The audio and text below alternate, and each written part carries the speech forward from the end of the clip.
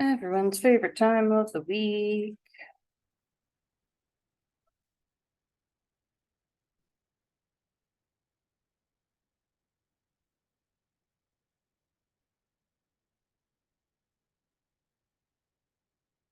And I'll be right back to grab a few more things on my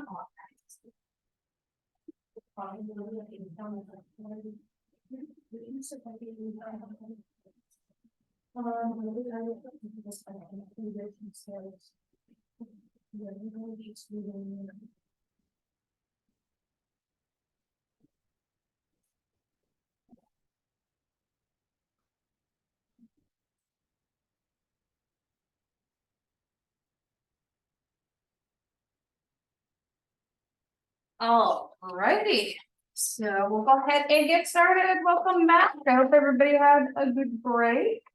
I got a lot of grading done. And if I put zeros in for y'all, that doesn't mean you're stuck with it. I just do that at midterm to give you an indication of like where you are now. You can always make up any of those assignments, and tests and stuff. So like I know a lot of you just turned in exam 2. I'll grade that over the next week. Believe it or not, I'm gonna pass out exam 3 tonight because this is a crazy, crazy time right now. And then, yeah, exam 4 we won't pass out for a while. You'll have a little bit of a breather. But one of the things you did over fall break is you did the personality assessment.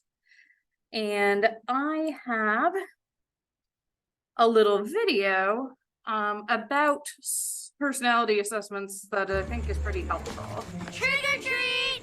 Kit Kat Reese's! Oh, great costume. Looks like you deserve both. See ya, boys. How is it BS? The Myers-Briggs test always seemed so scientific. Oh, yeah, the Myers-Briggs uses a lot of... Hang on just a second, I'm gonna turn off the Zoom captions so we don't have 2 sets of captions going here. Alrighty. sciencey sounding jargon, but the truth is, it wasn't invented by scientists at all. Take a look. The year 1921. Famed psychologist Carl Jung has a theory. I surmise human beings can be broken down into 8 different personality types. There was just one problem. This was a time before psychology used scientific methods, like data or controlled experiments. So the 8 types were just guesses based on Jung's personal experiences. My wife feels emotions all the time. Her type is a feeler. Yep, that is good enough for science in 1921.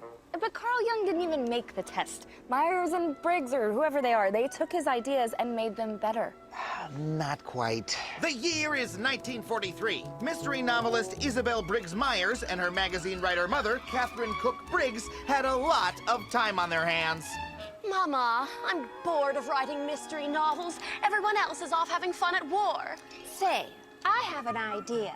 I just read some old Carl Jung book about personality types, and I bet us 2 unqualified nobodies could do a better job. Yes, let's do some science or whatever. Let's create an influential test that will be widely used for decades. And so these 2 writers, who had no scientific training, took theories from one of Carl Jung's non-scientific books and came up with their list of personality types. Ooh, my friend Carrie is such a Samantha. We have to put that in. Which for some reason they doubled from 8 to 16. And in 1944, they published the thing. That's really where the Myers-Briggs test came from? That's so stupid. Yeah, and Carl Jung would agree with you. He once even said... Oh, sorry. Every individual is an exception to the rule. This kind of classification is nothing but a childish parlor game. Like Tiddlywinks.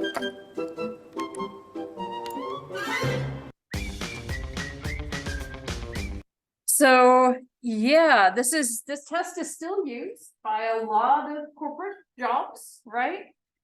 Totally unscientific, and one of the worst things about it is that they call it a personality test, and personality is supposed to be stable over the course of your life. But usually when people take the Myers-Briggs again, they get a different personality type. Not very stable, right?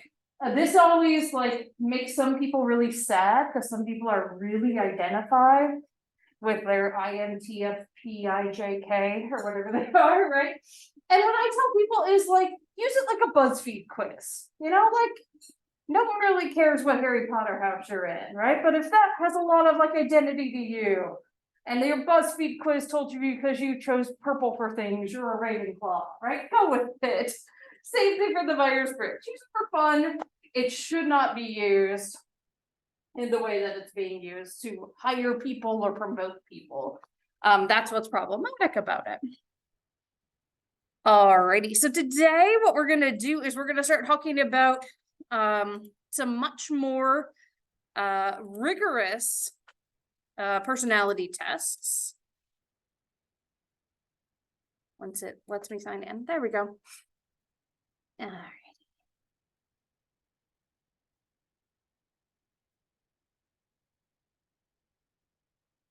Yeah, that's the right one. Cool. And some of these are now being used in different ways, and some of them have been used for quite some time for some job applications. So for example, if you are doing assessments for public servants who are getting hired, so people like police, firefighters, what happens is they'll contingently hire them, and then they have to go through the psych eval, because technically you can't use a psych eval to decide whether or not to hire somebody, because that's discrimination. But if you contingently hire them, then you could say they're like not fit for the job if they flunked it. And so the MMPI, which we'll talk about, and a lot of these other personality type inventories will be used for that. All right, so we're gonna talk mostly about personality inventories today. I'm gonna talk a little bit about interviews. We'll talk about these more in a couple weeks. And so much of the information when you're gonna do any kind of assessment, neuropsych assessment, school assessment, a personality assessment, initial assessment when someone comes to you as a therapy client, is going to be from an interview. And often this is called a clinical interview. You're going to collect detailed information about the client's life and circumstances.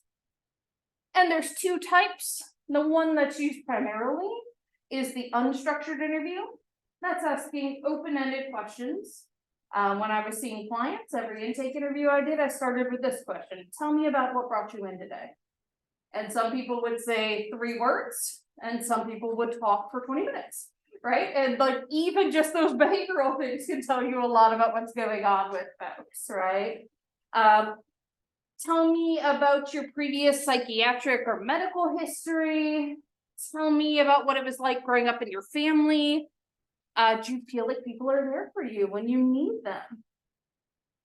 And you get a lot of information, not only from how they answer you, but also from their body language, from things they don't answer.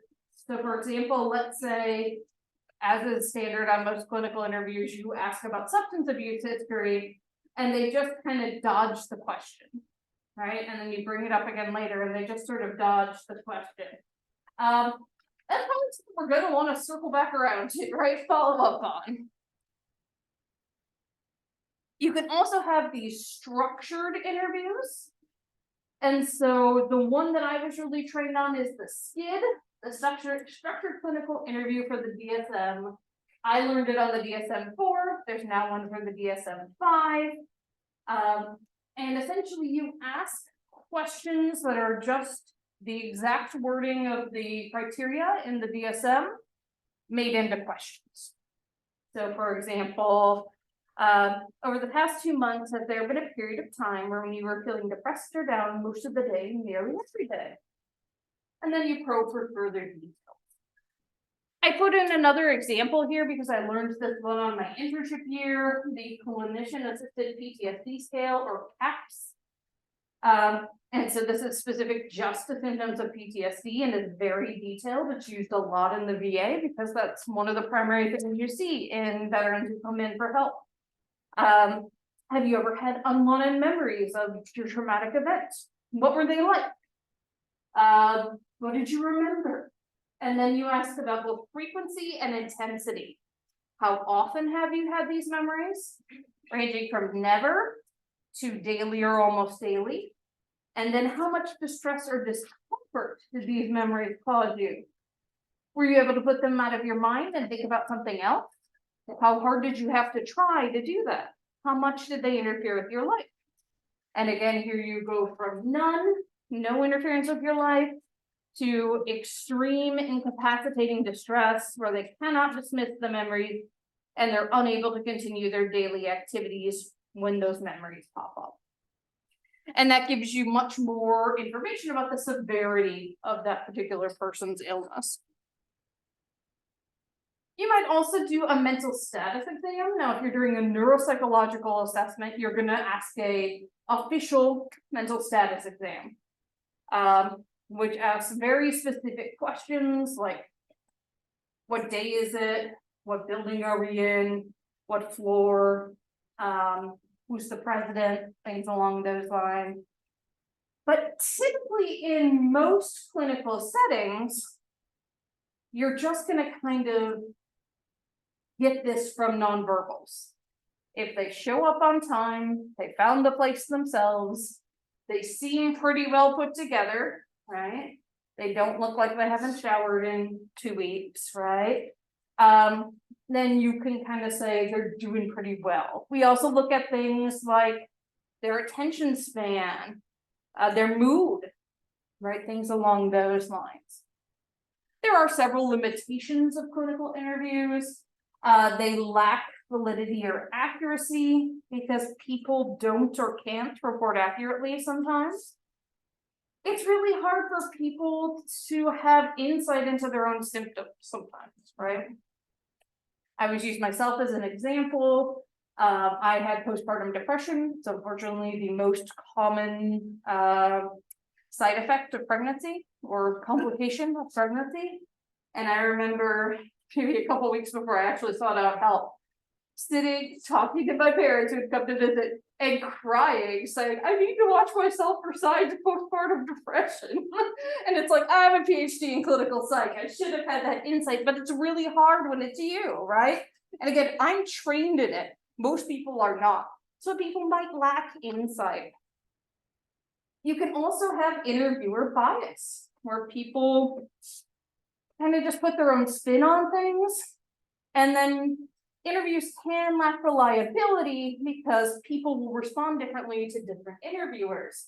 And the example I was given for this one, so when we were training and working in our training clinic, basically every student clinician, second year to fourth or fifth year, was considered part of the same bubble, like of confidentiality. We could talk to each other so we could learn about each other's cases.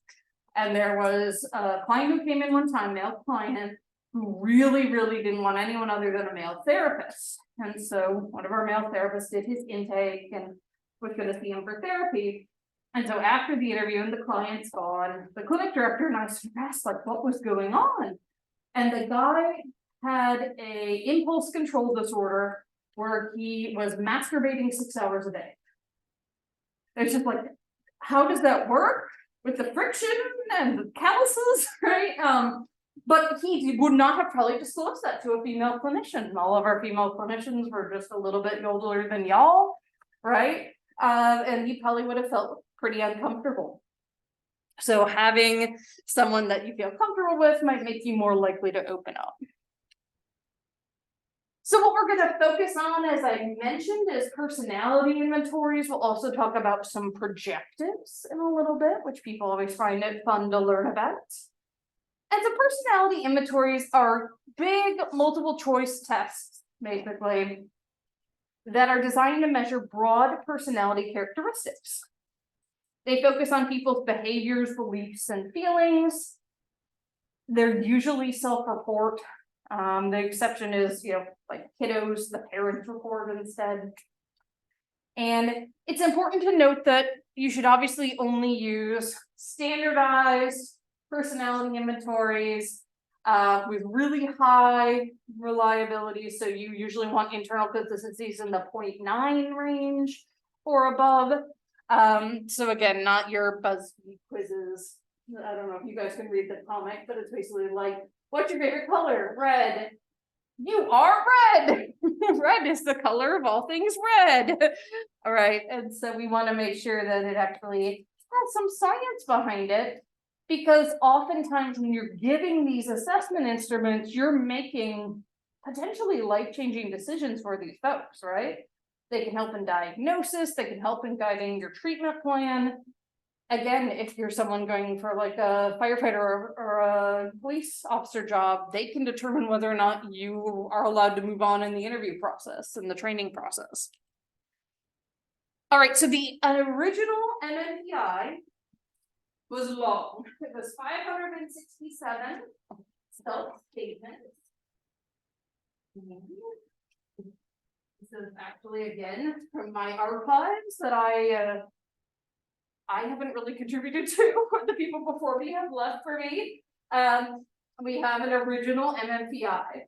And so it's like an SAT or any of those standardized tests you've taken, where you would have a bubble sheet. And this one I thought was really interesting because of the design. So you would put the bubble sheet behind this, and sort of the first page would be there, the second page would be the second row. And as you can see, the pages get smaller, so they would just line up with the next line on the bubble sheet. I've never seen that before this, so I thought that was pretty cool.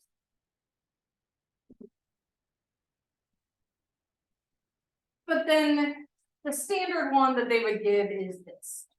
This is just, again, looks like if you got an SAT and ACT, one of those standardized tests you have to take in school, right?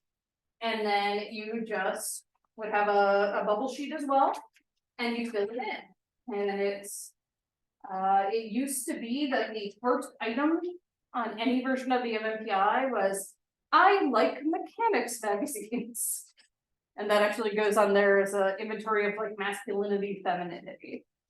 But there's a whole host of different items.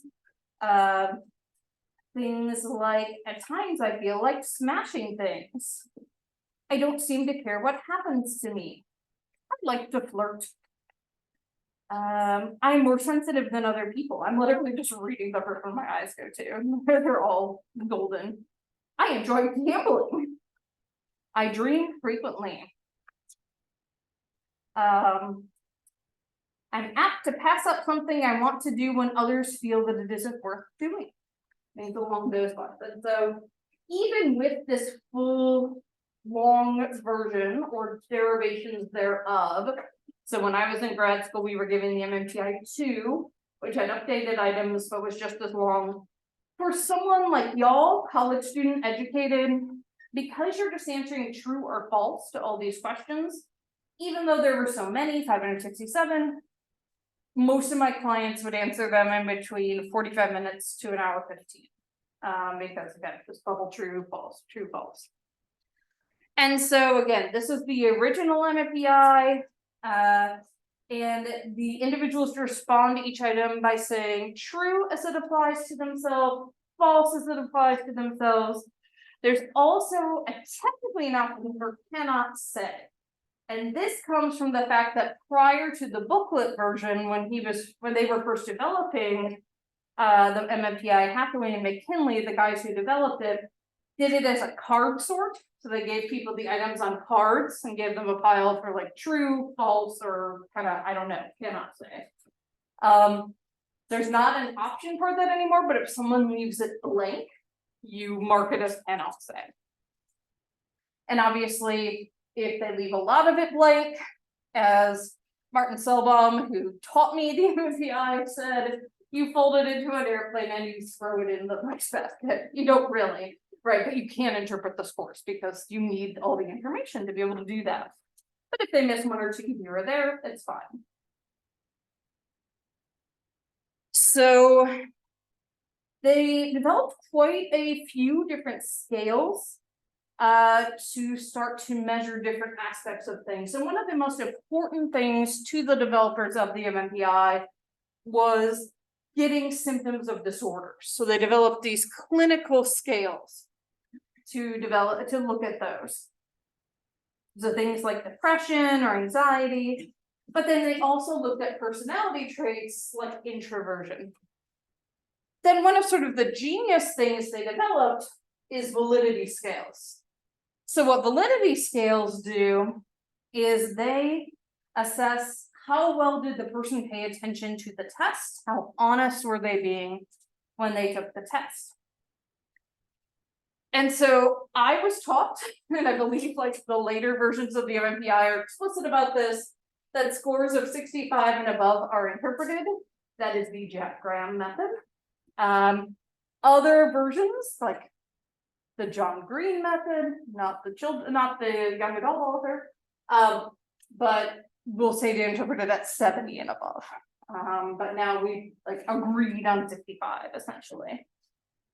Some items that are from the critical items. Evil spirits possess me at times. No one knows it, but I've tried to kill myself. Most people make friends because friends are useful to them. Right, so we're getting at a whole bunch of really important behaviors, and in fact, those suicidality items are their own subscale. And as soon as our person took the MMPI, we would get feedback right away if they ghosted those, so that we could, you know, intervene, make sure they were safe. And then validity scales were an innovation, and the initial MMPI had these three. So the L or the lie scale was the fake good. So it's basically trying to make yourself look better than you are. This one is something we look at for things like job application versions, right? Or job interviews. People who are going through custody hearings, right? It's almost a red flag if people going through custody hearings don't raise this scale. Because it's like, why are you not trying to make yourself look better than you are, right? Do you actually want your kiddos? The K scale measures defensiveness. And then the F scale measures lying in the other direction, attempts to fake bad or look worse off than you are. And so this is something we'll see in people who are trying to get like not guilty by reason of insanity. But also you'll see this elevated a little bit in clients who are just desperate to get help. They're just like, please, somebody help me.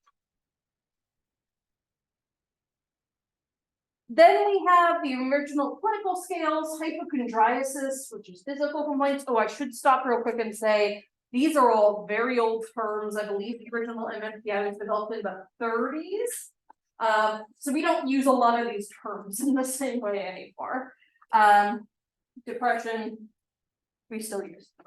Hysteria, sort of measures like immaturity, but also gets at some physical things. Psychopathic deviant, which is like authority conflict. This masculinity, femininity scale, it's like stereotypical interests for folks who are masculine or feminine. Paranoia, so suspicion and hostility. Psychesthesia is definitely not a term that we use anymore, but that means anxiety. Schizophrenia, alienation or withdrawal, hypermania, elevated mood, high energy, and then there's one for social introversion. And this is a sample of what the computer spits out when it scores the MMPI for you. So you see you get a score on each scale. And again, if we're looking at scores 65 and under, this person is hitting under those for all of the validity scales, so we're good there, but they're elevated on a bunch of stuff, right? So they're elevated on the hypochondriasis, really elevated on depression, right? Elevated on hysteria, also elevated on the schizophrenia scale. and a little bit elevated. Actually, sorry, that one is the psychesthesia, the anxiety one, but a little bit elevated on the schizophrenia scale. What this typically means with this type of profile is not that they're also schizophrenic, but that like they are so overwhelmed by their symptoms that it can be hard for them to focus. Things along those lines. And then this is that social introversion scale. So that's showing that they're pretty introverted. So the way that the MMPI was developed is a little bizarre, to be perfectly honest. So it was developed by a method called empirical keying. And so in order to do this, there's several steps. The first step is you gather items. So Hathaway and McKinley wrote some, they found some on existing assessment instruments. Now, really interestingly, when people are using empirical keying, they're using items from the MMPI a bunch of times. And this is just like you want as many items as you can that will help you determine what you're trying to find. Then you're going to administer the items. And the way you administer these is a little bit unique. You do it to people who are already divided into groups. And so let's say we're trying to validate a schizophrenia scale. So what they did for the MMPI is they got patients who were hospitalized for schizophrenia. So they have very intense schizophrenia, and they had them, and then they had a control group that was supposed to be non-pathological. We'll talk about some of the issues in a minute. And so basically any item that like on average the schizophrenia people were endorsing, but the control group was not, went on to that schizophrenia clinical scale. And then and that's part 3 where you compare the answers. I kind of jumped the gun there. So again, any item that like everyone with schizophrenia is endorsing, that's now on our schizophrenia scale. And then,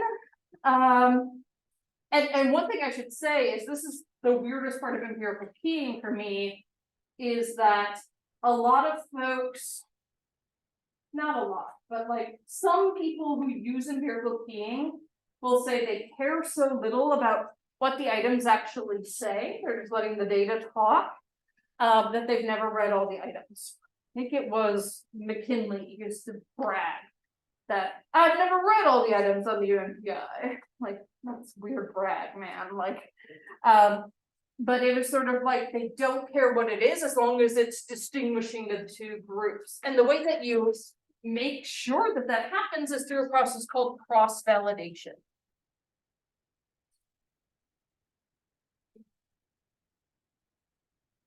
And so what you do then is you give those items now to new groups, people who are not in the original groups, and see, does that new schizophrenia scale we've come up with actually differentiate between people with schizophrenia and without? If it succeeds, that is, if it can differentiate between the two groups, it's ready for use. If not, then you would sort of rehome and repeat the process. There were a lot of problems with the original sample. So it is called the Minnesota Multiphasic Personality Inventory. All their participants were from Minnesota. So they were very white. They were very like Scandinavian descendant. A lot of them were farmers at that point in history. Not very representative of the population as a whole, right? And then I mentioned that the control group was supposed to be non-pathological, but they were friends and, more importantly, family members of folks who were in the hospital. It's basically the people who were visiting people in the hospital. What is the problem with using family members of people with severe illness who are hospitalized as your control group? What do we know now? A lot of things are genetic. Exactly. So like, yeah, maybe that person doesn't have like full blown schizophrenia, but they could still have some of the symptoms, right? And so we needed to keep that in mind. So when they came up with the MMPI-2 in 1989, they said, we recognize this is a problem. And in fact, the initial revision of the MMPI-2 was just called the MMPI Restandardization Project. They just wanted to get new norms that were more represented. But in the process, they introduced some new items, and they also removed some items that used language that was now offensive, and language that you could not ask, were you using this for job screen, right? There are questions that are illegal to ask, so they took those off. So the MMPI-2 had these norms approved, updated and expanded, removed those out-of-date items. The range of constructs that were evaluated was expanded with new items. So now there were more scales that you could look at and get more information off of them. And then they added new validity scales at that point in time to get even more nuanced information about how much attention people were paying to the test. And at that time, they also developed the MMPI-A, which is for adolescents. And in fact, right here in town, at EVMS, Bob Archer, who unfortunately just passed away last year, and Richard Handel have done a lot of the work on the MMPI-A. So a lot of the good work that's published about this, they've done right here at EVMS. Now, these new validity scales at that point in time were the VRIN and TRIN scales. The VRIN stands for Variable Response Inconsistency Scale. So this just measures if they're going through and randomly filling out bubbles. And the way it does that is that at different points in the test, it essentially asks the same item or something that's very close to it. And do they answer it the same way?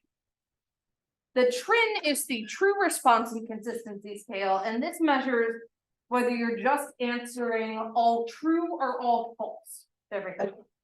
Like you're just going through like true, right? Maybe a couple false, true, right? So it measures that.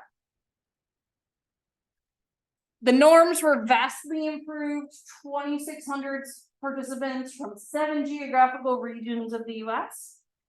They were a bit better educated and more affluent than the US population in general, largely because people in these 7 geographical regions were at universities. Typically in a university town, we see people who are more educated who live there. They added these new scales, these content scales, to measure things like health concerns, type A personality, problems with your family, attitudes and behaviors that interfere with your work performance, things along those lines. So like the original, I think, was 1934, 1989, right, big gap there. And then the MMPI-2RF wasn't published until 2008. And this was the result of research that had been done for many years by Alka Tellegen, who's one of the like leading people in assessment in the world, really, not just the US. And then one of my undergraduate professors, Yossi Ben-Porek. And so from the 90s, they were looking at the different clinical scales, and they realized that a lot of them correlated really highly. And so they didn't do a McKinley, and they actually went and looked at the items that were on these tests. And what they found is that a lot of the clinical scales shared a lot of items. And these items were items that just measured general distress, right? If you're suffering from a psychological illness, you're often distressed by it, right? It's interfering with your life, it's interfering with your relationships, work, things along those lines. And so what they did is they pulled that out. They pulled out these items that were overlapping to all the scales and created a new scale, RCD, or the demoralization scale. And they said, this is its own thing. And they had already started playing around with that on the MMPI-2 when they scored it. And kind of seeing the cleaner version of it. So when they made the MMPI-2RF, they just said, we don't need to look at the old clinical scales because these are cleaner, right? So we're just gonna do this. It's also shorter. They took out items that were redundant. They figured out sort of what are the least number of items we can give people and still get all the information we need. They made sure there were no overlapping items at each level of interpretation, and I'm going to explain that on the next slides, but there are like distinct levels of interpretation now, and the items don't overlap on those. They did not re-empirically key, they actually instead used factor analysis. So what you do with factor analysis, you put all your data in, and your statistical package tells you, these are all the items that are really related to each other. These should be their own scale, right? And that's how they determine what should be on which scale. And so novel to the MMPI-2RF, and I should actually say what's really cool is because Yossi is one of the authors of the RF, we actually got to have one of the first RF trainings at my grad school. And what's amazing to me is Jack Graham was also at my grad school. He also recently passed away. We're losing a lot of the greats in assessment here. And he had worked on the MMPI-2 revision, but he was not actively involved in the 2RF revision. So he was asking questions. And it was amazing to see like this expert in the MMPI ask these really nuanced questions about the new version. Really cool. Maybe just for me, because I'm a clinical psych nerd, but that's okay. It was awesome. So they developed these higher order scales to say sort of like, what are the commonalities across all the items in the MMPI? And so they came up with 3 big areas. One is emotional or internalizing dysfunction. This is a lot of the disorders we talk about when we talk about disorders. Anxiety, depression, eating disorders, right? These would all fall under the emotional or internalizing. There are problems associated with mood and affect. Then you have thought dysfunction. These are problems associated with disordered thinking. So you're going to see this in people with psychosis.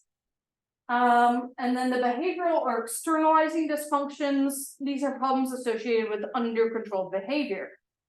So it can be things like ADHD, but it can also be things like substance abuse. So the items on those 3 scales don't overlap. Then when you get down to this level, none of the items on any of the 10 restructured clinical scales overlap. Again, they tried to make them as pure as possible. And so when they did that, some of these kind of change what they are, which is really interesting. When you pull out that demoralization, that general unhappiness and dissatisfaction, then RC1 is now somatic complaints. These are like diffuse physical health complaints. RC2, which used to be our depression scale, is now low positive emotionality. And the really interesting thing about that is that modern research has shown that having a low capacity to experience positive emotions is one of the most significant predictors of depression in general. RC3 now becomes cynicism, non-self-referential beliefs, expressing distrust and generally low opinions of others. RC4 is antisocial behavior, so rule breaking and irresponsibility. RC6 is ideas of persecution, so self-referential beliefs that that others are posing a threat to you. Then you have dysfunctional negative emotions, maladaptive anxiety, anger, and irritability. RC8 is now aberrant experiences, unusual perceptions or thoughts. And RC9 is hypomanic activation, so overactivation, aggression, impulsivity, grandiosity. You'll notice that RC5 and RC10 or 0 are now gone. Those are taken into account at lower level things now. They're not considered to the level of like a clinical scale. And this is gonna be a little more about the next phase of things. So during the pandemic in 2020, so we had 1930s to 1989 to 2008, and now 2020, we had a new version of the MMPI come out, the MMPI 3. And so this gives us, oh, it was 1943. I've been adding 10 years to how long it was around. But you can see this is the original MMPI, Hathaway McKinley. The goal was just to diagnose people, and they had these things involved in it, and again, just Minnesotans, right? Then 1989, you had that MMPI 2. Again, Graham was on there, who was one of my professors, and they wanted these new norms. They left some of the stuff intact, they came up with some new stuff. Initially, people didn't like it. People don't like change. They're like, what are you talking about? We've been using the other MMPI for 40 plus years. There's nothing wrong with it. But then once they started using it, they actually liked it. Then in 2008, as I mentioned, you had the 2RF. Again, Menpora, one of my professors, was the first author. You'll see that Tellegen is the person who was common between those two. And again, making things more clear, more pure, enhance that construct validity, and then augment things with additional measures as needed. And so then those two worked on the MMPI 3 as well. And actually during the pandemic, I got to do a 8-hour webinar to learn about the MMPI 3, but it was with the OC, which was really cool because I haven't had him since like second year of grad school. So it was like, oh, I'm bringing you back. And so they introduced the MMPI 3. It was built on the foundations of the 2RF. And they had new scales they added. They enhanced the 2RF scales. And then there were both English and Spanish speaking norms for the first time, which is great. But the years of research that's been done on the RF still applies. So some of the issues people have brought up with previous revisions where they're like, oh, now we gotta chuck all this research out the window. It doesn't apply. So these slides are actually from when I took the training. So I'm gonna walk you through this in a little more detail than I typically would, just because, again, the MMPI was a big part of my clinical training and is still very widely used. All right, so one of the things they looked at was response format. They tried to see, should we change it from the true false to more of a Likert scale, like maybe a 0 to 4 or something. And what they found is that it didn't improve when they did that. So they're like, well, then we'll just stay with true false. That's what it's always been. It also makes it a little quicker for people to take it. They improved items.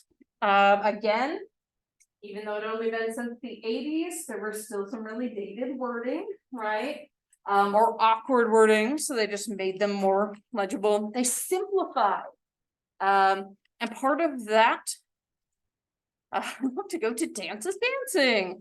I'm apt to take, likely to feel disappointment so keenly, strongly that I can't put them out of my mind. Like things were just like very wordy before. And so I believe they also brought down the reading level of it as well. So I think before it was like a high school reading level, and now it's more of like a middle school reading level, which makes it more accessible to people with less education. So they also developed new items at that time. And so they wanted to say, what is not represented that's an important part of clinical experience that we would love this to be able to test for us. And so they consulted with 12 experts on the MMPI 2RF. They reviewed existing measures that are also being used in clinical settings. They came up with 135 trial items. And so 95 of those were candidates for inclusion on the MMPI 3. And so they said, well, we can't just like, one of the great things about the 2RF is that if it's shorter, we can't just like tack on 95 more items and be like, woo. So they're like, what else can we do to just make it that much more clean, make it that much more easy to interpret? So they collected a lot of data. And they were like, can we shorten those RC scales even more and not lose our reliability or validity? RxX is a shorthand for reliability. Can there be other scales that maybe we need more detail on? You know, some of the content scales, the Sci5 scales are essentially the big 5 personality traits. And they revised them to address deleted items and incorporate new ones. And they updated the validity scales. New items through the Brin and Trin. They used even more samples. And then again, they looked at Spanish normative and bilingual samples. So people who spoke both versus just Spanish. And they had to drop one item because it didn't translate well. And usually when we do this, which I'm guessing they did, before you ever give it to someone, you get it translated. And then what you do is you back translate it into English and you see, does it actually still mean the same thing if someone different translates it back? So the outcomes, there is a new validity scale called the Combined Response and Consistency. And shockingly, it combines the information from the Brin and Trin. But then there are new substantive scales. So everyone in the eating disorder field loves that there's now an eating concerns one that did not exist for the first almost century of this thing existing, right? They were sort of ignoring those folks. There's also one that specifically measures compulsivity and impulsivity. And then self-importance as well, which could be, hope that person's okay, could be an element of narcissism, things along those lines. So they also modified some of the existing subscales. So the anxiety is now anxiety related experiences and it has much more to do with behavioral things. Stress and worry is now 2 separate ones, because I said stress and worry are 2 things. So we're being as clear and as simple as possible. Let's just do that. They flipped the passivity scale into a dominant scale. I don't really know what the justification for that was, but you could essentially still measure passivity, it's just a low score on the scale. They dropped some of the specific physical complaints ones. Like there was a separate gastrointestinal and head pain subscale. They dropped multiple specific fears, and then some of these interest ones. This was the remnants of the masculinity femininity scale, and it's just so outdated. I was like aesthetic and literary interest versus mechanical and physical interest. And again, it's like, how is that relevant to a clinical interpretation in this day and age? And it's just really not. So they ended up adding 72 items, but they dropped 75, right? So next they actually have fewer. So it's 335 items instead of 338, but with a lot of new items. So 220 from the original MMPI with 47 that were revised for the 2 or the 3. 43 that were MMPI 2 items, 5 of those they had to revise. And then those 72 new items. So this is like the most drastic revision that's been done, to be perfectly honest. Yes, reading level, actually, it's always been 4.5. That was my bad.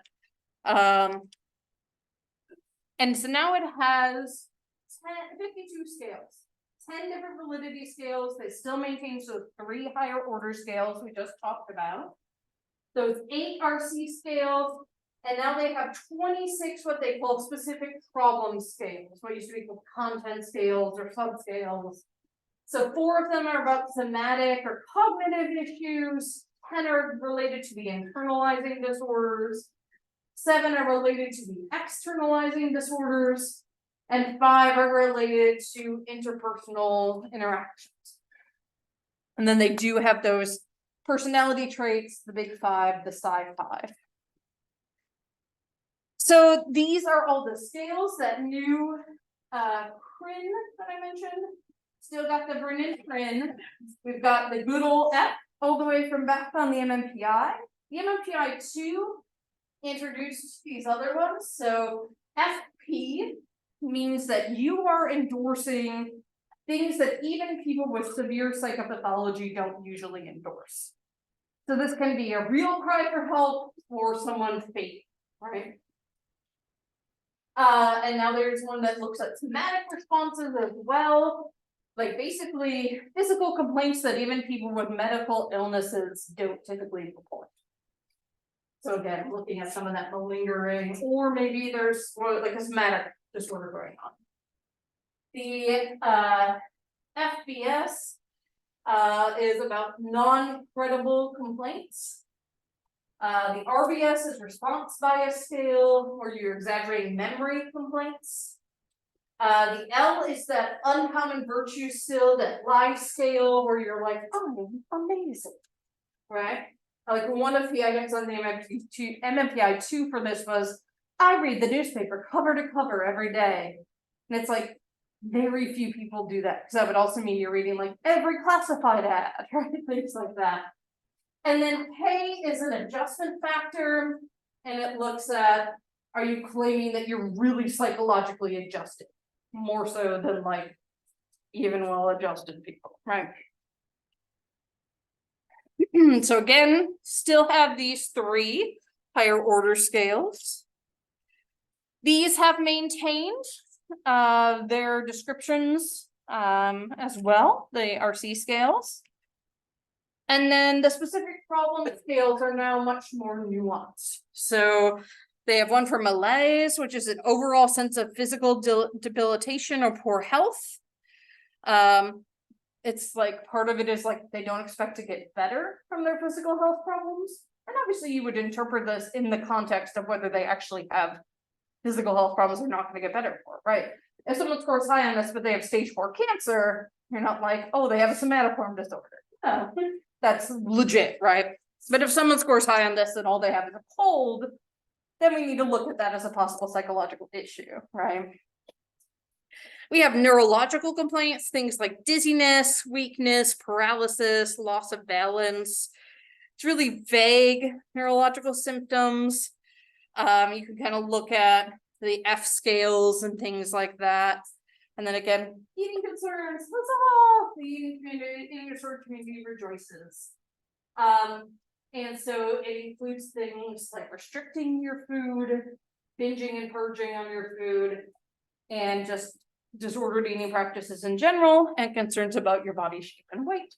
And what is great about including this is that many of the folks I saw with PTSD and depression in particular may not have met criteria for an eating disorder, but are expressing these complaints, particularly if, let's say, their traumatic experience was something to do with sexual assault. So you're going to pick up on those now that we would not have before. Cognitive complaints, memory problems, difficulty concentrating. So this isn't like the RBANs that we did before break. You're not measuring the person's cognitive functioning, but sort of whether they feel like they're having problems with their cognitive functioning. Then we have the internalizing scales that are demoralization related. We still have a suicidal ideation scale. Direct reports of suicidal ideations and attempts. One item is related to thoughts of death. And a raw score of 1, you interpret it. If they score 1 item, are basically in the direction that you immediately get that information, assess them, right? Helplessness and hopelessness, believes that their problems can't be solved. This is one of the symptoms that, like, when you're working with someone with depression, if they express this, you want to start assessing for suicidality. Self-doubt, so lack of self-confidence, feelings of uselessness, some low self-esteem, feeling like they're a burden to other people. Inefficiency, the belief that they're indecisive, inefficient, and that they're incapable of addressing challenges. That doesn't mean they are incapable of addressing challenges, they just believe that. And then we have ones related to negative emotions. So I talked about how they split up the stress and worry. The worry includes preoccupation and rumination, where you have the same worry over and over and over, and you can't break the cycle. Compulsivity is engaging in compulsive behaviors, like those of someone with OCD. Anxiety-related experiences are things like catastrophizing, panic, dread, intrusive ideation. Anger proneness is pretty self-explanatory, right? And then behavior restricting fears that get in the way of your normal behavior. So fearing things inside and outside your home, restrict how far you can go. It's really related to agoraphobia, which is a type of anxiety disorder where folks fear going outside their home and can become homebound as a result. So with the externalizing scales, what you'll see is some of these have to do with like the consequences of these behaviors. So for example, family problems, being alienated from family members, experiencing family dysfunction, but it can be interpreted by people taking it as either their family of origin, so their parents, or their current family, so their spouse. So you need to follow up on that with them. Juvenile conduct problems, so difficulties at school and at home. And then substance abuse, again, self-explanatory. Impulsivity is poor impulse control and non-planful behavior. If someone is high on this and suicidality, that's really scary, right? Because it means they are going to maybe impulsively try to kill themselves.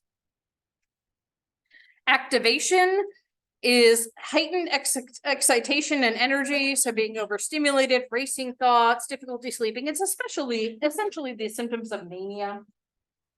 Aggression is being physically aggressive and violent. So we see things like people who are domestic abusers score high on this.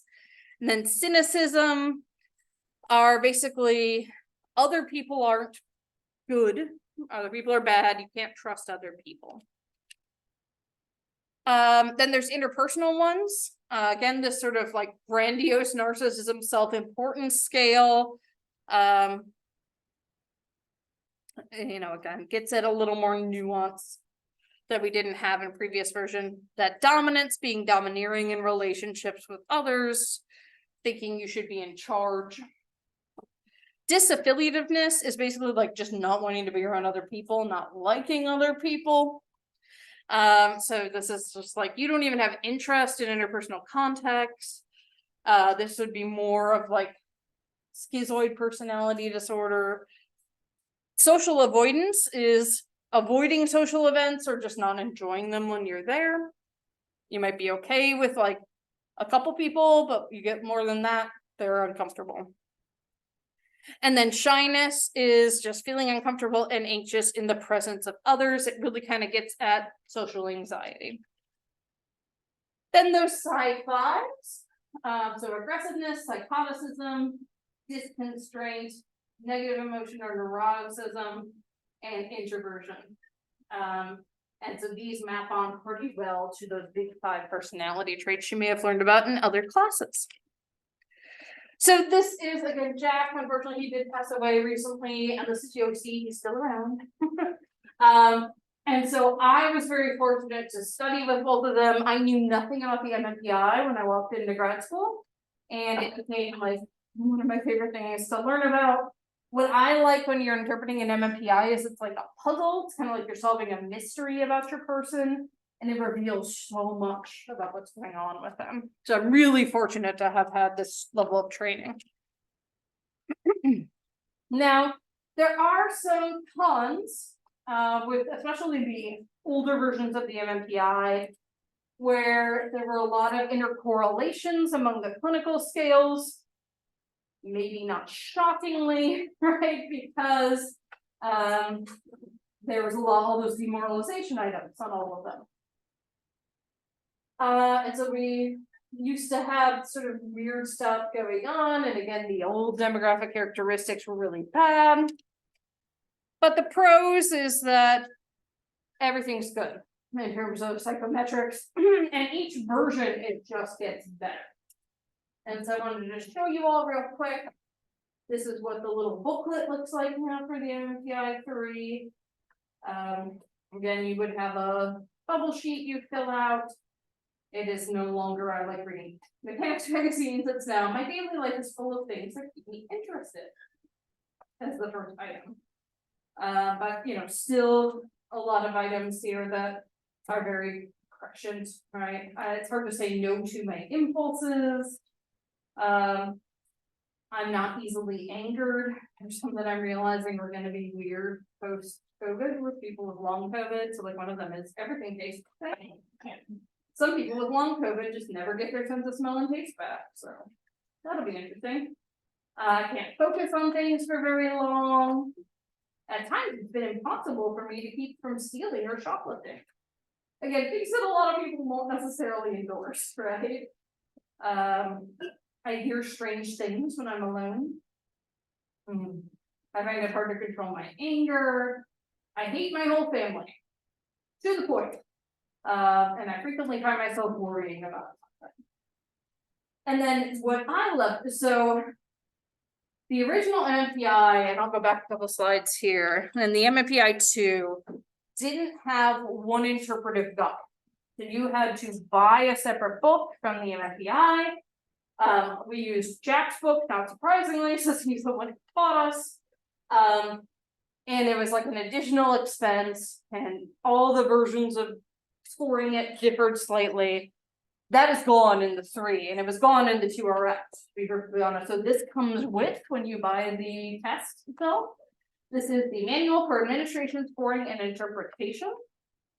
And the interpretation is just lovely.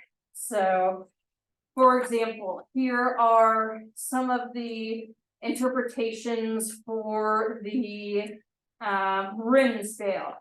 So if you score higher than 80 on the RIN, the vertical is invalid because of excessive variable response and inconsistency. Possible reasons for the score: cognitive impairment, reading or language limitations, errors in recording responses, or an uncooperative approach to test taking. So it doesn't just assume they're maliciously doing it right. It says there's a whole bunch of reasons why this could have happened.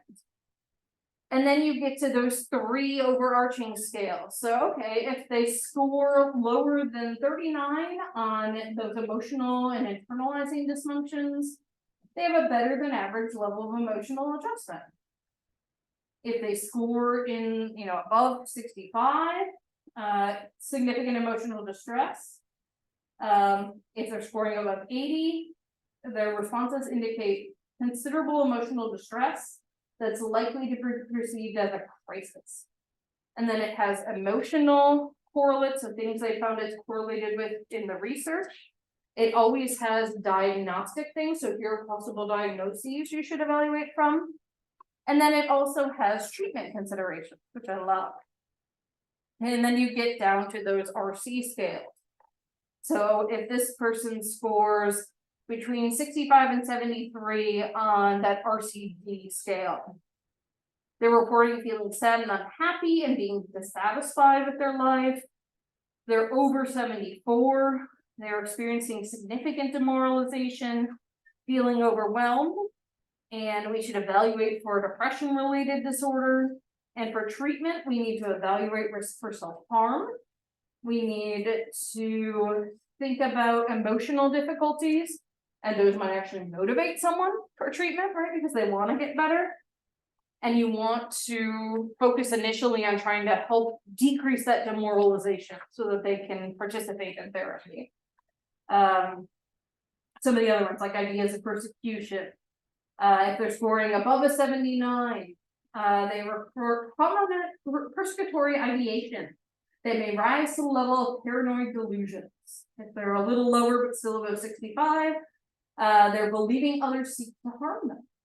So for diagnostic consideration, we should look into paranoid delusional thinking. Treatment, This might make it hard to form a therapeutic relationship if the person doesn't trust other people, right? If the paranoid delusional thinking is really problematic, it may require inpatient treatment, and you should probably refer them to someone for antipsychotic medication. And then you get down to those various individual concern scale. I'll use the new eating concern scale. If they're scoring above 75, problematic eating behaviors. If it's above 85, they're explicitly endorsing binging and purging. So we should consider an eating disorder and focus on that as a targeted intervention. And so again, you get all those interpretations, which is lovely. Same thing that I showed you before, in terms of what does that profile look like? What does the computer spit out for you? So this is a sample profile where the person might have some questionable things on the validity scale. So you want to look into that, right? But you can see, can you get this? Those are those higher order scales. Those are those clinical scales. Some of the content scales. And then the last thing it always gives you is that sci-fi, those personality traits. And so then it gives you ways to interpret it. It's very lovely. I just love that, like, now they hand this to you and you don't have to like try to decipher everything. Skip forward here. So it has widespread use and acceptance, really good psychometric properties in general. But you have to interpret it within the context of everything else you know about the person. Honestly, that's true of any assessment you do. And it's described as a leading personality test of the 21st century. There are some additional ones as well. So when I was at the VA, they taught us the personality assessment inventory. Looks just like the MMPI, but a little bit different. This has validity scales, clinical scales, treatment consideration scales, and interpersonal scales. It's 344 items, and you respond on a 4-point scale. So instead of just true, false, there's false, slightly true, mainly true, and very true. I just have to say, if I was taking it, I don't know if I could differentiate between mostly true and mainly true and very true, but that's just me and my MMPI bias. Full disclosure. This was developed using something called the rational method. And this is literally just, are the items face valid? Do the items seem to be measuring what I think I want to be measuring? It's described by the test creators as having been derived conceptually, but basically they had clinical judges, people in practice, rate how much they agreed the items measure what they were supposed to measure, and that's how they decided what would be on the scales. So some sample items here. People have had it in for me. People I know care about me. That one's lovely. People generally hide their real motives. I'm a loner. I'll do most things if the price is right. I mean, some of them are very sketchy, right? Some of them are very specific on this. My favorite poet is Raymond Kurzgesagt. I have no idea who that is. I would be like, not true at all. I don't know who that is. And so this is used a lot in the VA, mostly because the scoring system from it is embedded in their digital files. Then there is, so the PAI, the only difference in terms of interpretation with the MMPI is really interesting. So they have what they call the skyline. And so they have various normative groups and you choose one. So like, I'm seeing someone who's an outpatient, right? And these are the average scores for people who are outpatient. And then you can compare your scores not only to the cutoffs, but also to the skyline. And in this case, this person's not really peaking on a lot of things. Then there is the 16P app. This one is a little more conceptually derived. This is based off Patel's theory of personality. about sort of 16 factors related to it. So there are shockingly 16 personality scales on the 16 PF. But there are also 5 global personality scales. Again, mapping a little bit on those big 5.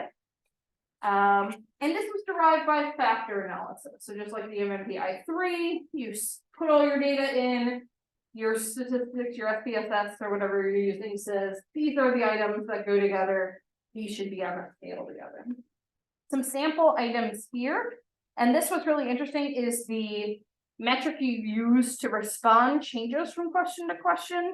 So, people sometimes call me careless, even though they think I'm a likable person. The answers are yes, in between, or no. Business superiors or members of my family, as a rule, find fault with me only when there's a real cause. And here the answers are true, in between, or false. But then you have things like, if acquaintances treat me badly and show they dislike me, A, it doesn't upset me a bit, B, in between, and C, I tend to get downhearted. So it's very, very different. And then here, I think I have, a really fuzzy version of this. This is where you map on the 16 traits. And what's really interesting about these is they are purposely double-sided. And so some of the MMPI-3 scales can be interpreted when they're low. Same for the PAI, but mostly you're looking at high scores. This, Cattell was always interested in, where did you fall in general, right? So like for outgoing, extroversion, there's an opposite side of reserved, right? And they were interested in knowing where you fell along that line, which is distinct, right, from some of these other things we're looking at. There are also much shorter self-report inventories. And these are typically what you will be given in a clinical setting. A lot of these are used in research. Essentially, this is what y'all are using for your group project. Sometimes they measure affective things, mood, like depression. Sometimes they're measuring social skills, like how you behave in a social situation. And sometimes they're measuring cognitive things. And here we don't mean your cognitive abilities. What we mean are your thoughts and assumptions. So these are some sample items from the Beck Depression Inventory, and y'all are actually going to take this later on tonight. So that's a really nice place to take a break, and then we'll talk about projectives. So it's 7:12, come back sometime around 7:30. And then we'll talk about the Rorschach and all that fun stuff. Yeah, yep. So after we talk about projectives, y'all are gonna take an anxiety inventory and a project inventory and a chance I didn't do all that in my advisor because right now it says I'm not a day of this class. Okay, real quick before everybody goes away. Apparently, when I submitted your midterm grades, I somehow submitted them as final grades. So if you look at WebAdvisor, this class is not going to show up on anybody's WebAdvisor anymore. And that's because it's in this weird flux where like once final grades are submitted, it can't show up. You're all still in the class. It's gonna be okay. This was my bad. The 60 is my final grade. Is my GPA messed up now? No, because the GPA won't reset to the end of the semester. So yeah. So that's what happened. Yeah, it was my bad. Question about the validity for our own questionnaire thing. So I wanted to do the back of that last year for doing motivation. I wanted to one on like burnout. And so the one scale that is super like official is like quiet. But I found it in this thing. But it won't be illegal. No, especially at the small scale we're doing. Okay, it will be good.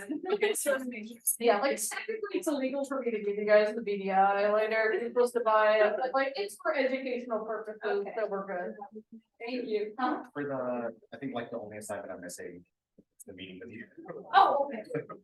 Do I schedule that just on the list? Like, Yeah. okay. Yeah, and it, yeah, you can leave on that's about so we're good. the fall grade, group irony.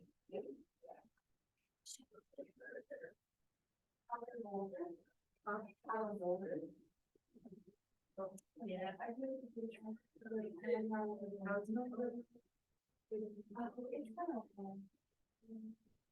I the application. I know, that's a shame. So, yeah.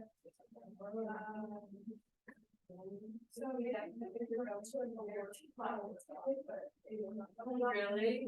I knew this was sitting back at some really good product, why not? I'm bad. I mean, at least we have some like ideas that are weird. You know, it's easy to make great. How is this short? How are we? Yeah, let's shoot it out for you.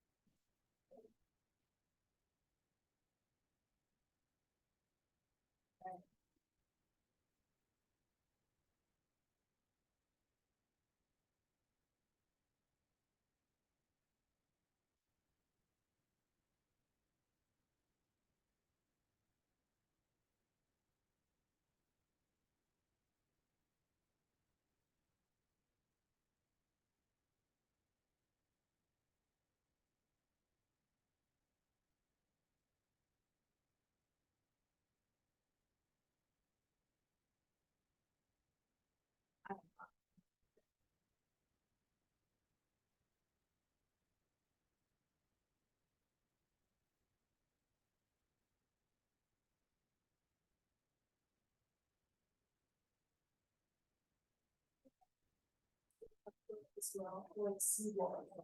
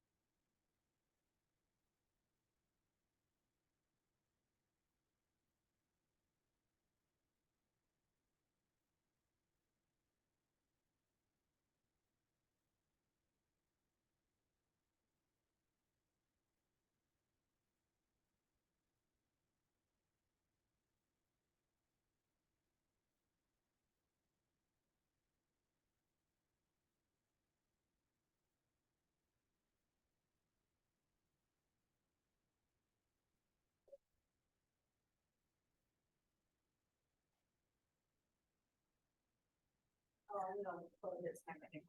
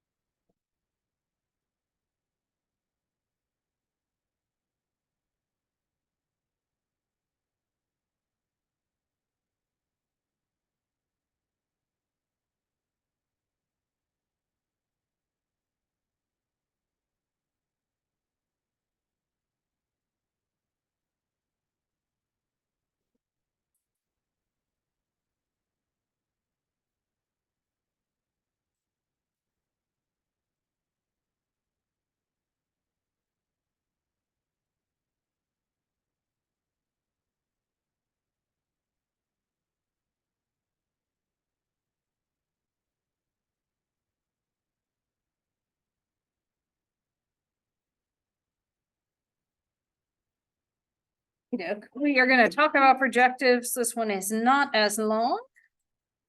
And then your assignment you'll do tonight is, you're actually going to take some personality inventories. And, then switch them with your partner. So. The whole idea of projective inventories is, sort of interesting to think about. So the idea is that when you give someone a really ambiguous item, they are going to project their personality onto that item. And those will include things like their thoughts, needs, interpretations, experiences. A paper by a psychologist, last name Frank in 1939 called Projections, the X-ray of the Mind.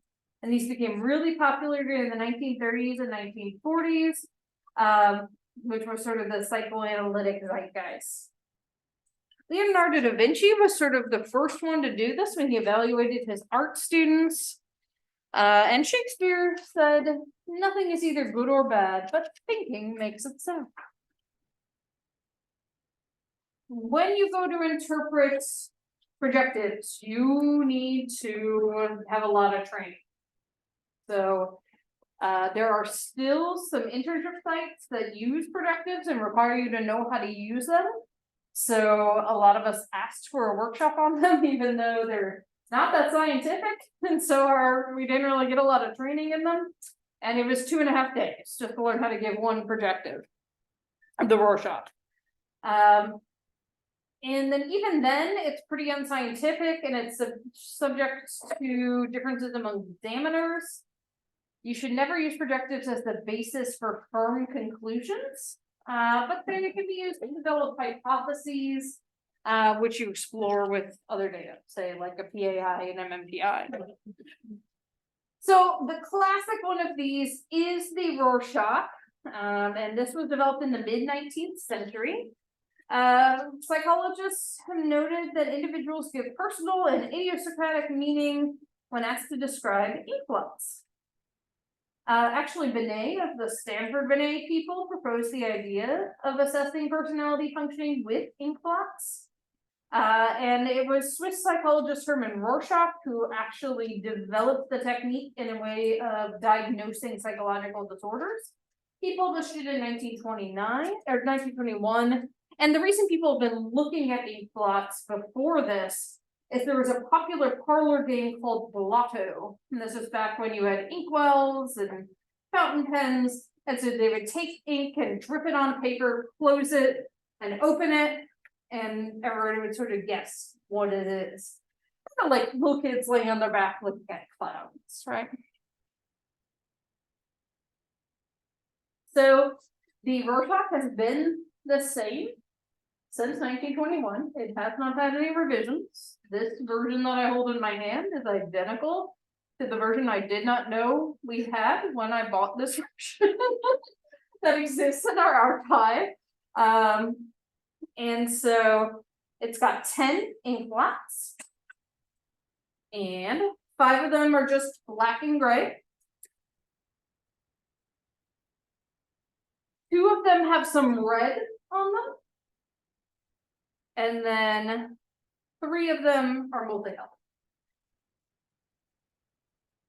And you may be wondering, Dr. Myers, why are you showing us the actual ink blots? That seems like maybe something you shouldn't do. Well, there's this little website called Wikipedia. And if you search the Rorschach on Wikipedia, you might look and go, oh, that's one of the blots she just showed us. Yes, and in fact, it shows you all 10 of the blots on Wikipedia. This is not good for test,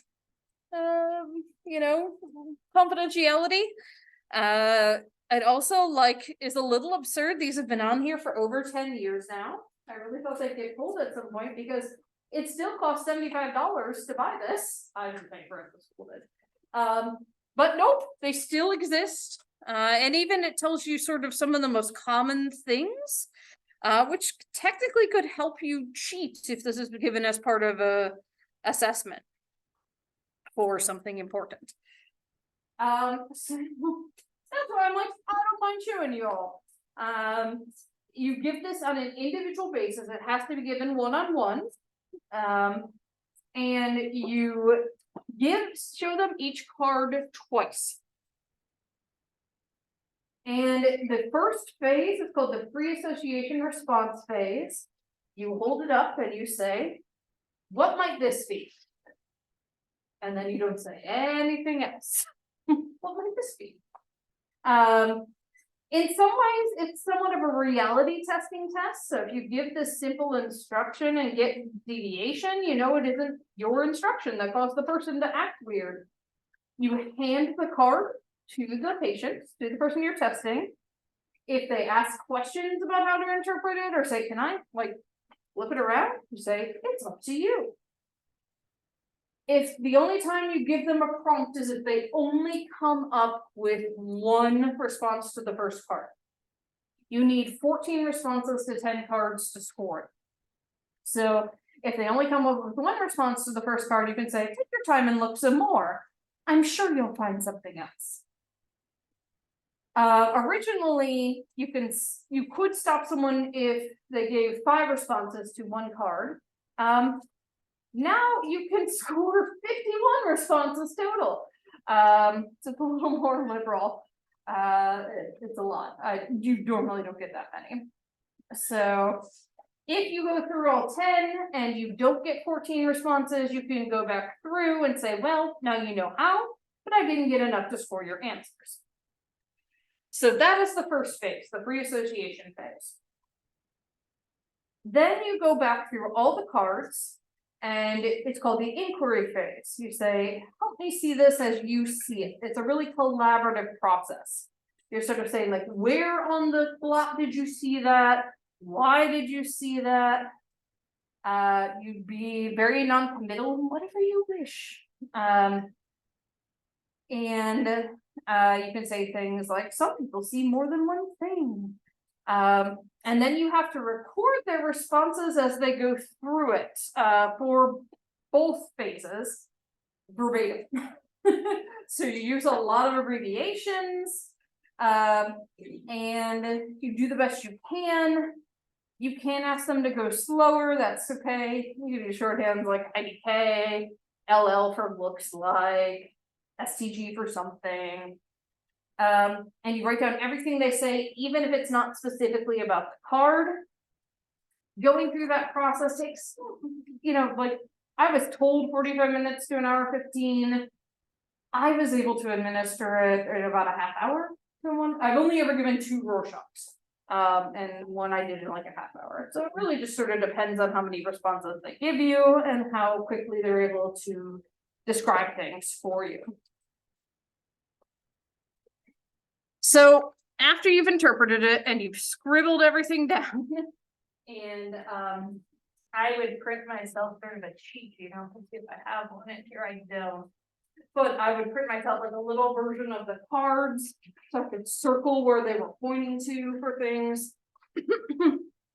then as the person who trained us in the Rorschach said, it takes a couple of whiles to score. Now, granted, again, I know we ever gave 2, but I think it took me 6 hours to score each of them. For a good MMTI, that's not too complicated. I can interpret it in 45 minutes.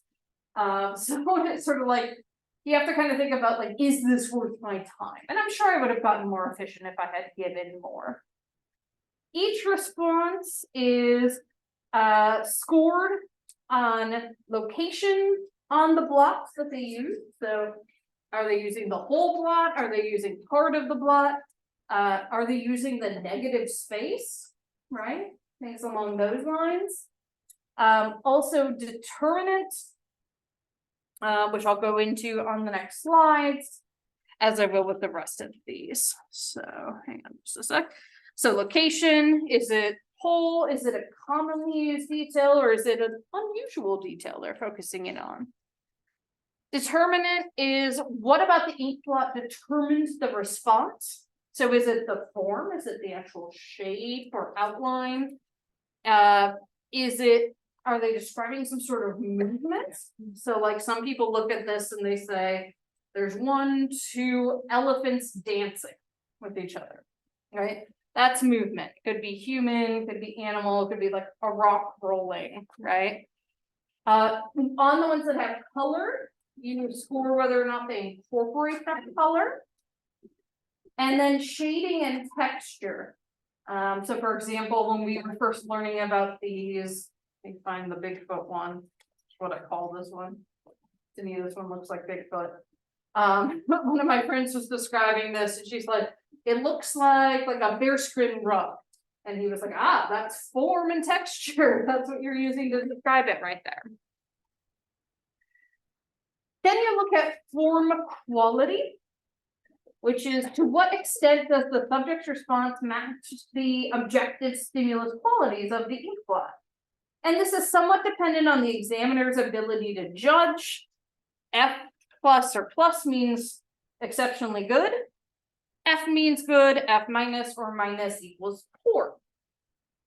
And so you can kind of get ideas for this looking at the manual. Contents, are they talking about human, animal, nature? What are they describing? And then is it a popular response? They are ranked for you in the manual. Or is it something sort of more original? The popular responses are seen in approximately 1/3 of all people, or all protocols, sorry.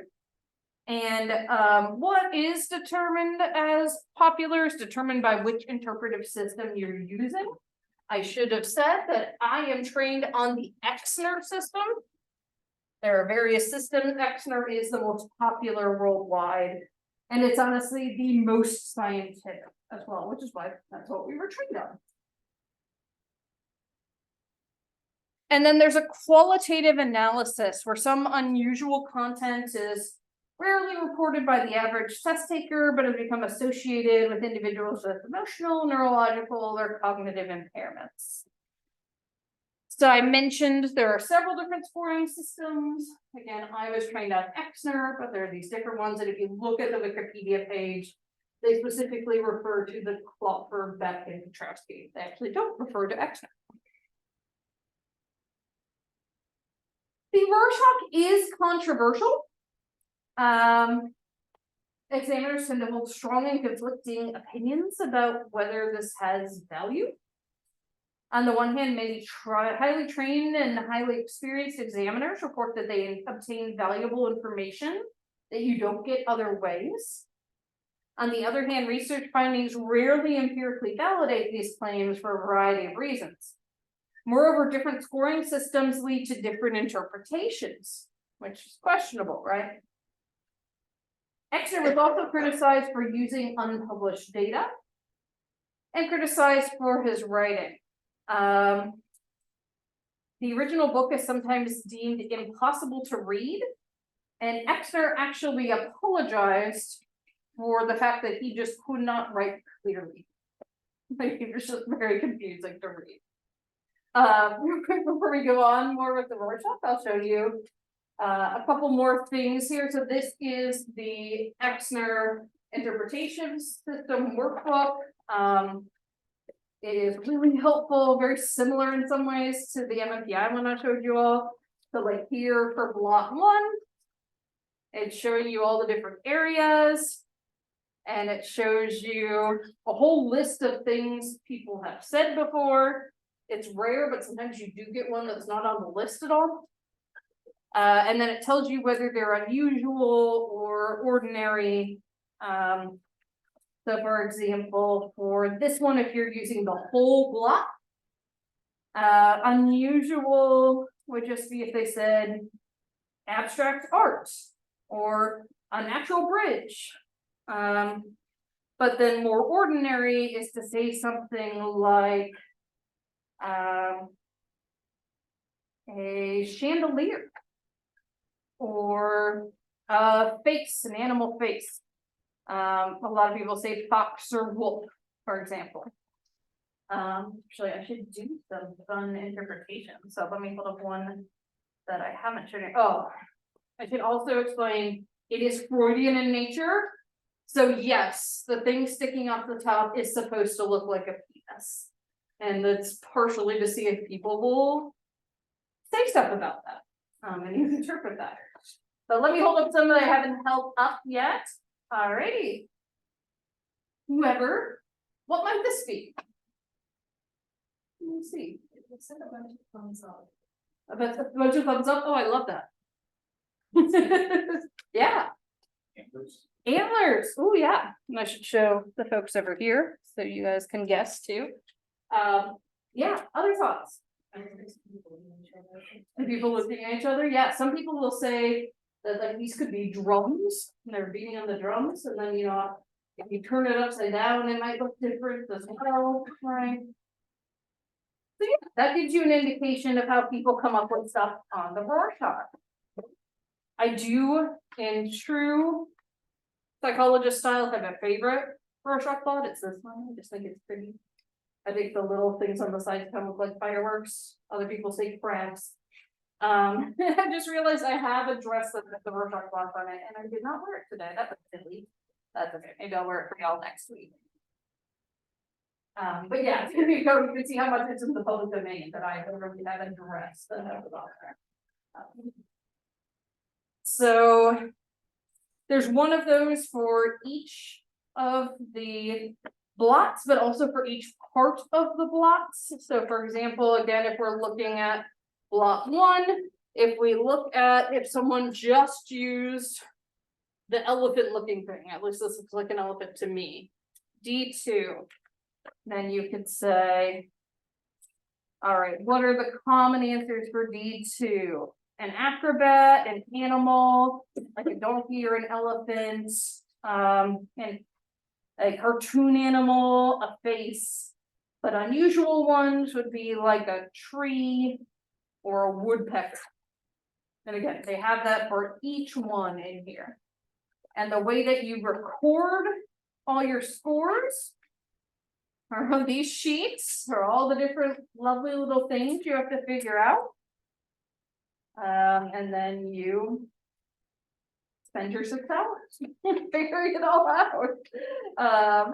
Again, it's interesting, it's helpful, and this is the official scoring sheet that you can use, but I only have a couple from our archive, so. That is the Rorschach, but as I mentioned, some people don't like it. That's ugly. Let me try to fix that real quick. Yay, conversion from PowerPoint to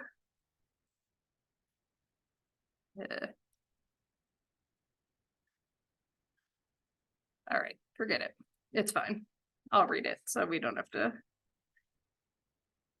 try to save it as different things. So one of the arguments of the problem is it was never adequately normed. It was never really normed at all. There's not like a group that we necessarily look at. It can over pathologize. So because all the answers can be weird, right? It can end up making it look like someone without severe pathology has it. The scoring can be really unreliable. There can be a lack of a relationship between the scores and a diagnosis.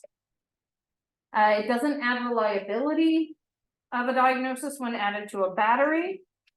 And then the number of responses is naturally going to differ somewhere between 14 and 51, right, between the protocols. And so that's sort of problematic in and of itself. Some additional criticism that I don't have on the slides was written by Scott Lilienfeld, James Wood, and Howard Garb. Lilienfeld also recently passed away. Again, we're losing a lot of the giants of assessment, but he was very well respected. And so he argued that like the norms as they exist are out of date. There are much smaller samples than like the MMPI or the WACE. They're unrepresentative of the US population. It's not really well suited for people of various ethnic and racial groups. So studies show that people who are Black, Hispanic, Native American, or even non-American score very differently. The scoring reliability isn't great because there's so much interpretation. It's only about 0.5. So again, if you think about what we're shooting for, 0.7 being adequate, right, or acceptable, that's problematic. The test retest reliability is not great. So if you give someone a Rorschach like 2 weeks apart, you may come up with totally different answers. It doesn't add that much. We call it incremental validity. It doesn't add that much to your interpretation. I do have to say, the 2 times I gave it, one time it didn't add much. One time it was actually really helpful. I had a client who I was inpatient, who I was interviewing, and I think I told you all this story before. It's feeling like I've already told this in this room. I'll tell it again real quick. So she was about to run out of insurance, and basically they were like, we don't know what's wrong, we don't know why she's still here, she's not really getting better. But she's not really getting worse. And so I gave her an MMPI, but also this and some other things. And what the Rorschach showed that nothing else showed was she had some ambivalence about her symptoms and things like that. So we used that in a like therapeutic assessment response. And I sort of brought it up to her in my feedback session. And she said, yeah, I don't want to go home because my husband and I always fight. So for her, like, being in an inpatient mental facility was better than being at home with her husband, which is problematic, right? But it was something for the team to address, right? And I think they brought him in for couples therapy. All right, then we have the thematic apperception test, the TAT. And there are 30 picture cards and 1 blank. Some are generic, some are age or gender specific. So like I have a TAT, but I found in our archives, and I actually have never been able to show these before because I didn't find them until we like cleaned out our archives over the summer. But there are child specific versions, or sort of more simplistic pictures. That one's horrifying, Jesus Christ. It's the first time I've looked at that. And then there are also ones specifically for seniors.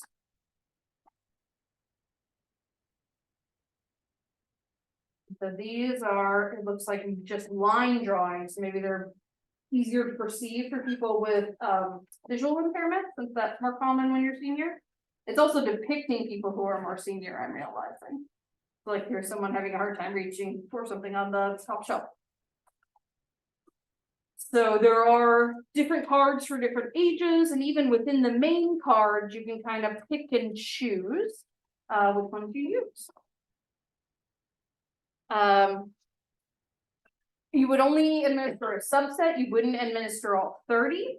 So like there are like male and female specific ones. Jack Graham just had like a favorite set he would tell us to give. As you can already see, not very scientific, right? The whole manual for it is this. Those are the ones we've looked at for the other tests, right? So, you know, not very scientific. The pictures are designed to lend themselves to various interpretation, and this was developed by a Harvard psychologist in 1935. So these are the instructions. I'm going to show you some pictures. I want you to tell me a story about each picture with a beginning, a middle, and an end. Be sure to tell me what will happen and how the characters feel. And you showed them one picture at a time. You keep the other ones face down while you do it. Again, you're going to record their responses verbatim, so you better write fast. And then you record how long it takes them to start talking about it. So one of the things you look at is who is the hero? Who do they make the protagonist of the story? So for example, this is a really famous one, right? Do they talk about the young woman or the old woman as the main person in the story, right? Then you also look at what is the need, what is one person wanting, what is the press, what are the things going on sort of that are making the story happen, what themes keep coming up over and over in the different stories, and what are the outcomes of the stories. And people can come up with really interesting ones. So I myself have never actually given a TAT. But I did have a professor in college who was a clinical psychologist who described this one to us. And again, I'll show it to our Zoom folks. He said he had a client who looked at this one and said, well, there's a couple who just drowned a guy in the lake. And they're just enjoying watching his body sink to the bottom. Whoa, how do you get that, right? This is another common one. I've seen this one this way, but also with the man being the one laying on the bed. Again, show it to our Zoom folks. Various interpretations of this. Some people will say she's dead. Some people will say she's sick. Some people will say she cheated on him. Some people will say he cheated on her, right? All kinds of different interpretations. And again, if they're every single time they're like, well, the man cheated on her, and they're, you know, someone who would date men, you might be like, maybe about that one, right? So some of it is pretty obvious and some of it's a little more complex, but there's no standardized scoring for this one. Recurring themes, as I mentioned, are particularly important. The story can be influenced by many factors, some fleeting and some more enduring. It can't be validly interpreted in the absence of a complete interview and case history. To be perfectly honest, no assessment should be without that. And the skill and experience of the examiner can very significantly affect the interpretation. In terms of the psychometrics, everything's non-standardized. There's not a set of cards even that you use. A lot of subjectivity and interpretation. Test-retest reliabilities fluctuate quite a bit. It does appear to have some content validity, but criterion-related validity is weak at best. So it's psychometrically unsound. Some other problems.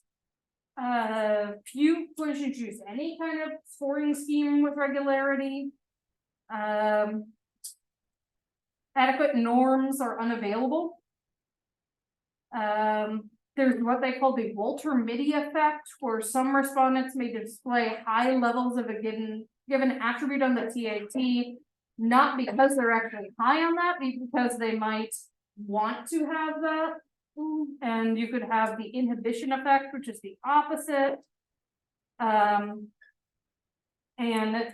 it's the description I pulled from an article that criticized this is that the TAT's incremental validity has been, quote, largely unimpressive.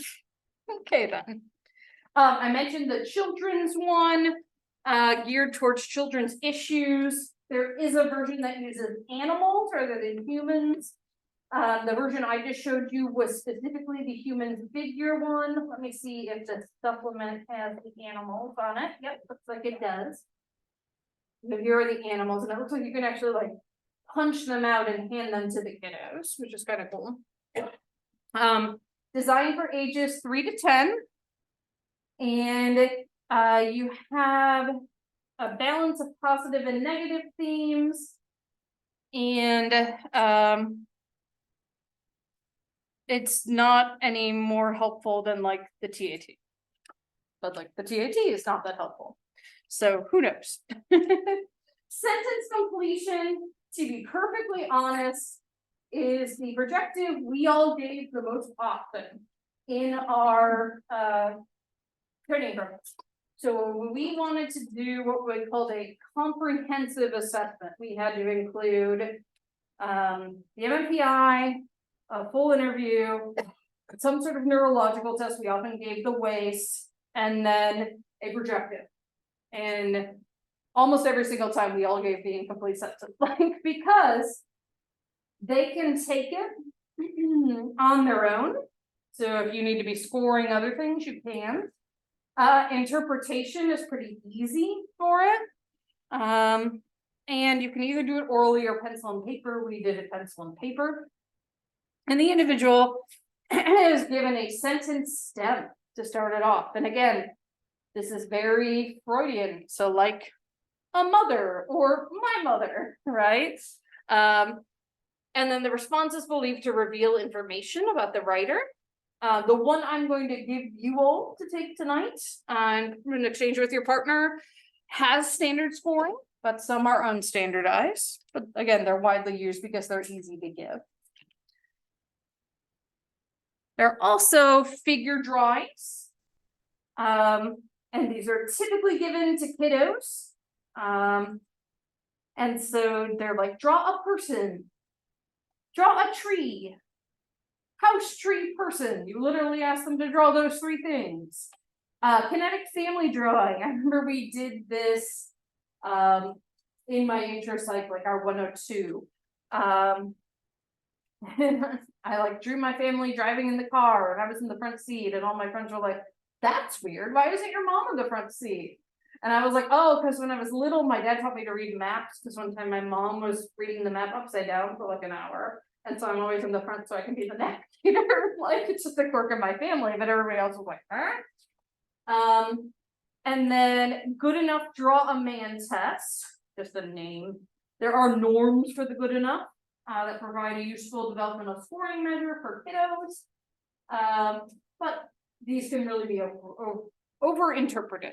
I actually put more stock, honestly, into over at EBMS. Again, I'm giving them lots of shout outs tonight. The art therapy program there has actually developed a comprehensive art therapy related assessment instrument.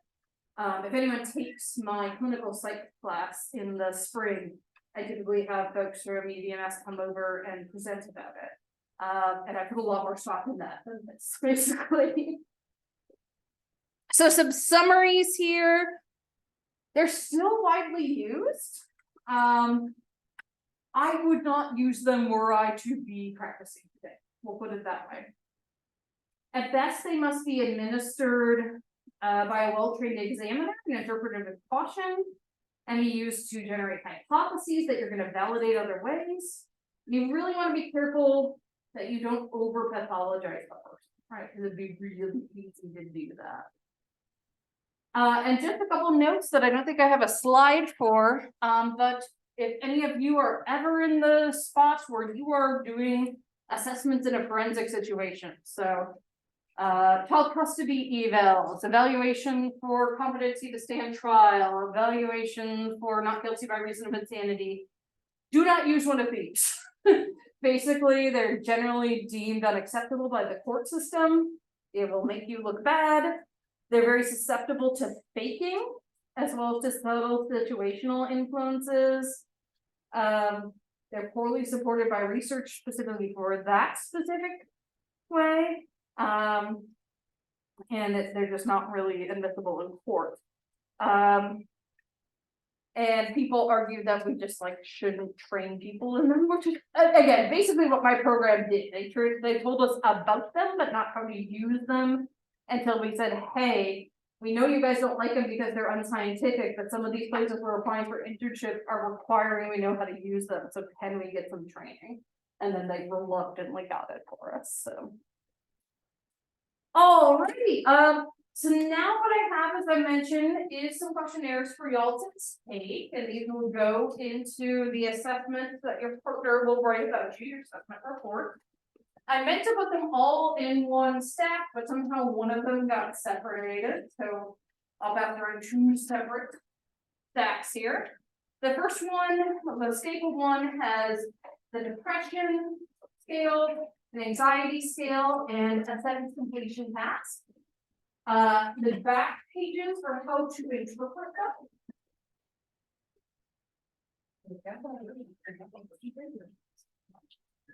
And then I will bring around basically a big 5 in it. But it's a short version. When they developed, we'll talk about this in a couple of weeks. But when they developed the DSM-5, they specifically developed self-report inventories to measure robustness statements related. And so this is actually one of the things used in a more clinical setting. Yeah, you're taking it to yourself and then you exchange your responses with your partner. So this is, and then, so this is what I'm doing, and this is what I do when I get hurt. No, so this one you're gonna take to, and then that one has the instructions on the back, and then we send it or on that. So this Just is she what was we do forward. when I get hurt. Yeah, I meant to staple like on the front of the next one, so that's fine. I'm gonna answer all. It really won't take that long, I promise. And again, like we've been talking about, you can answer them honestly, or you can make up a character who's really depressed and anxious. It's up to you. You don't even have to tell your partner if you don't want to before you do it. I'm also gonna bring around, I know it's awful, but just how fast the part goes. Exam 3 already, believe it or not. No, because I just got a bunch bored, so I didn't want to hand them back until everybody had taken it, so. But next week for sure, I promise. Yeah. You can come up when you're done doing the questionnaires and I can show you. Yeah, but you are about to.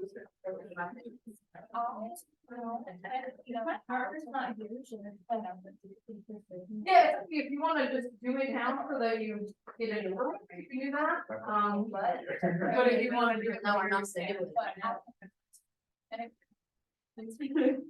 And folks who are on Zoom, I thought I had posted these online, but I haven't. So I am gonna go grab my computer so that I can put them online and you can do them. So they'll be up in a couple minutes, but I'm just gonna end the Zoom because otherwise it's just gonna be a bunch of dead air. And then you can do them whenever works for y'all. So thanks for being on Zoom tonight. Yeah. Nope, this is the last thing today.